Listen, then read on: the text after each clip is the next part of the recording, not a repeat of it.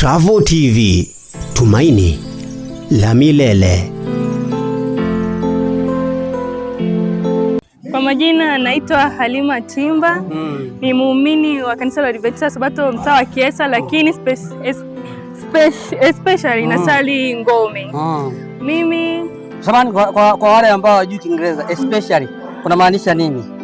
Yaani sehemu ambapo mimi nasali Ngome SDA.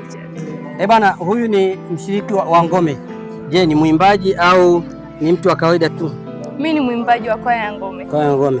Tumeona leo hapa kuna muunganiko wa watu wengi sana, hususan kata zote nne na makanisa yake, tukimwaga Pastor Zawadi Yesaya. Nini ambacho nakumbuka kwa Pastor Zawadi Yesaya? Amekuachia legacy gani Pastor Zawadi Yesaya?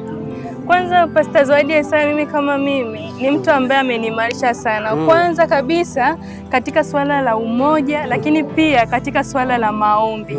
Mchungaji Zawadi Yesaya ni mchungaji ambaye amekuja kujenga mtaa wetu sisi kwa pamoja, ametufanya tumekuwa na umoja. Lakini ni mchungaji wa pekee sana ambaye alikuwa anapanda mlimani. Kila siku anapanda mlimani, anaombea mshiriki mmoja mmoja. Alikuwa ni mchungaji wa pekee sana. Kwa hiyo hata na sisi pia ametufundisha kwamba tukazane, tuwe tunaomba. Maana kaachia umoja, kaachia swala la kumwomba Mungu sana, si ndio? Ndio. Na je, wewe kwa Pastor Zawadi Yesaya unajivunia nini? Au yeye anajivunia nini kutoka kwako Pastor Zawadi Yesaya? Mimi kama mimi kitu ambacho najivunia kwa Pastor Zawadi Yesaya, kwanza alitufanya tukawa na kambi moja nzuri sana. Yaani alitufanya tukawa na kambi nzuri ambalo yani mimi kama mimi nilijisi kabisa nimebarikiwa na nimekutana na Mungu.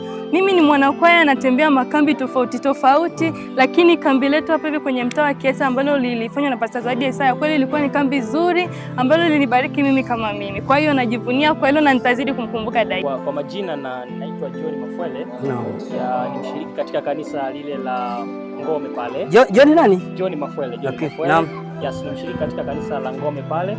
Na binafsi kwa kweli ninaweza kuelezea Pastor Zawadi Yesaya kwa mambo makuu na mawili kama sio matatu. Jambo la kwanza ni mtu ambaye ametumarisha sana kiroho sisi waumini wa mtaa huu wa Kiesa. Alikuwa ni mtu sana wa maombi na alikuwa anatumiza sana kufanya ibada zile za katikati ya juma, ametumiza sana, na hata wakati fulani alikuwa na uwezo wa kuja ambapo tulikuwa kanisa likiwa na mfungo, na pia alikuwa anatamani kuja kutumika pamoja nasi.